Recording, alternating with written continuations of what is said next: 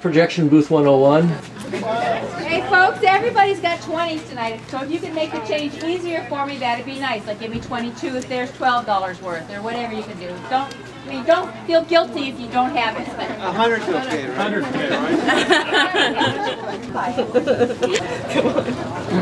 right? 2 adults and 1 senior. Yes, sir. You gotta stick the front. Okay, I'll guide you a little. You're real close. Good, excellent. Just think of your secretary, Mr. Governor. Yes. Brooke, fortunately, when he takes over here, he won't have to deal with any of this stuff. It'll be just all digital. Okay, good. So how many years have you been running these big boy 40 projectors? years. 40 years. The middle part of the projector, here where the film passes in front of the light and behind the lenses, and the sound heads have been in here since the mid-50s. Wow. And so it stops 24 times a second here in front of the lens. And this is the intermittent sprocket that makes it do that. And the reason it stops is otherwise it would just be a blur. And since it stops that frequently, it flickers a little bit, and that's why they call it the flicks.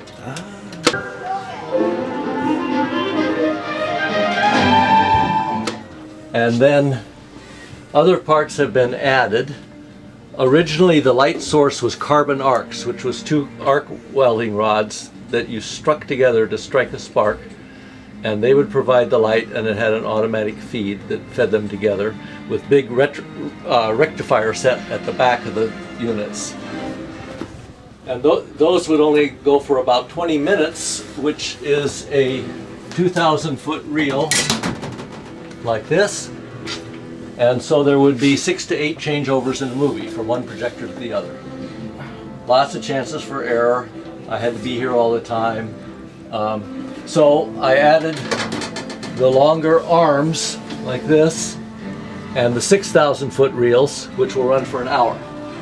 So almost all movies, only one changeover. And obviously you had to cut a hole in the ceiling to do I this. had to cut a hole in the ceiling when we added the so-called penthouse units, which is a Dolby sound pickup. That was even later.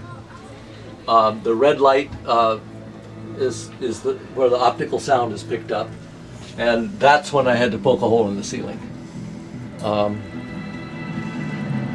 So they're incredibly well-made and reliable machines. This steel-lined projection. That's from those days. Yeah. That's from the old days when they were nitrate films, and as a matter of fact, they made a lot of booths have toilets in them because the projectionist was not supposed to leave the booth.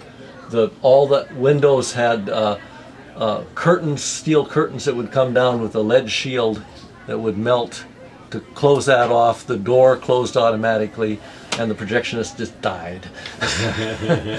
but that changed fairly. That changed, I think, in the 50s or the late 40s, and then later in the 60s or 70s, they changed to Mylar film, and we hardly ever have film breakage anymore since then. So, when was this theater built? 1937. So there was one set of projectors in here from 37 to 50 something. I don't really know.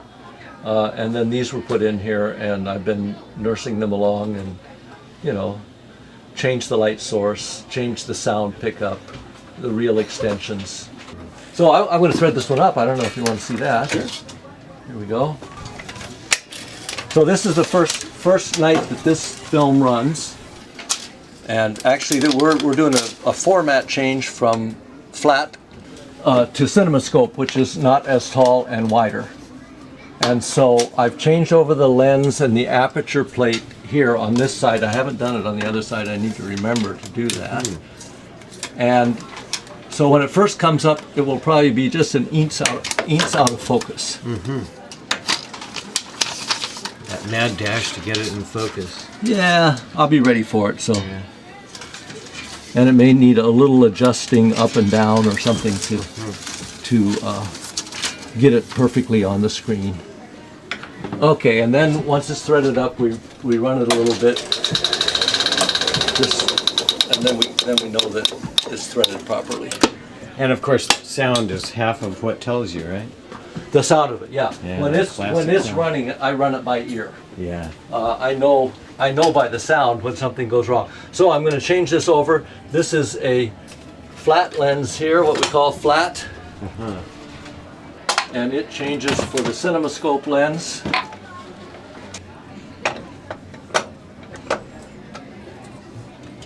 And take the lens cover off.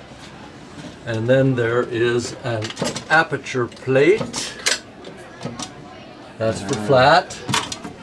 So now this one is changed over. I raised it. I changed the lens. I changed the aperture plate. Good night tonight, I can tell by the crowd buzz. When I first bought the place, there was one speaker on stage, a bass speaker and a high range speaker, and 15 amps of amplifier. Oh my God. Oh, for the changeover, up here there's something that goes around with the reels, and as it goes faster, it spins. As the film on the reel gets smaller, it spins faster, and inside of that round box, there's a little thing that hangs down with wings on it, and the faster it turns, because of centrifugal force, the more the wings go out. And when they go out far enough, they make an electrical contact, which lights off the buzzer and the warning light, which is right here. That's some fairly basic equipment. And that gives me about 3 minutes warning. So when that happens, I start the other machine, I start the lamp for the other machine, and I start watching in the upper right-hand corner for cue marks. There's 2 sets of cue marks, hopefully. Sometimes they've taken the film apart incorrectly and spliced it back together and they're not there, but usually they're there.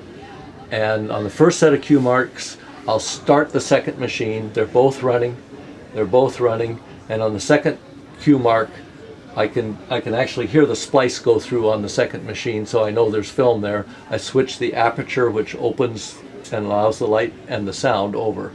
And if I do it right, you can't tell. If I do it wrong, you might hear swearing. Yeah, so that's a changeover, and it's scary until about the 4,000th time you've done it. But that's when stuff goes wrong, if it's going to. And of course, when I was working in here, I had just one time something went wrong, which is, and it happened to you too, where the reel fell off. Down below? Yeah, well, I can't remember which one. I think it was the bottom one. Yeah, the upper one is a disaster when it falls off. It can damage stuff. You know, every mistake that you can make has been made, and of course you tend to panic. I call the job hours of boredom and moments of panic. I think that describes the projectionist job. Typically during a movie, I'm either tearing down or making up the next movie or the previous movie, getting them ready to ship. So particularly with a foreign film, it's hard for me to keep up because I can't read the subtitles. Otherwise I keep up by listening to the dialogue. So that's Projection Booth 101, 40 years worth. That's cool. I can do that. Popcorn popping, look at that. Okay, I put this like this, and exactly your drink.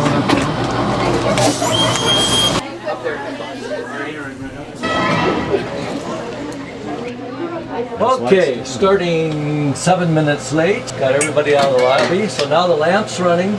I have the proper sound format selected. I have the volume set for the previews. And I have the aperture and the sound on number 2. I have the wake up buzzer on number 1. And now we can start. And I'll bring the lights down a little bit. When I hear the splice go through here, I can actually switch it. There it goes. Click. And see, not much out of focus. Pretty good.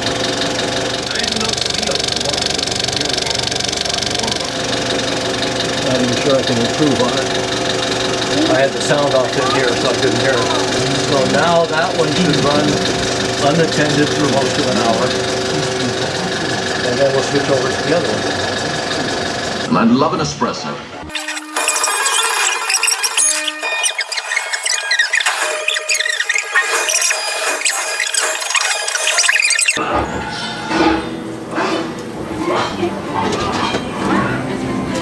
Anybody like one? All right, you got it.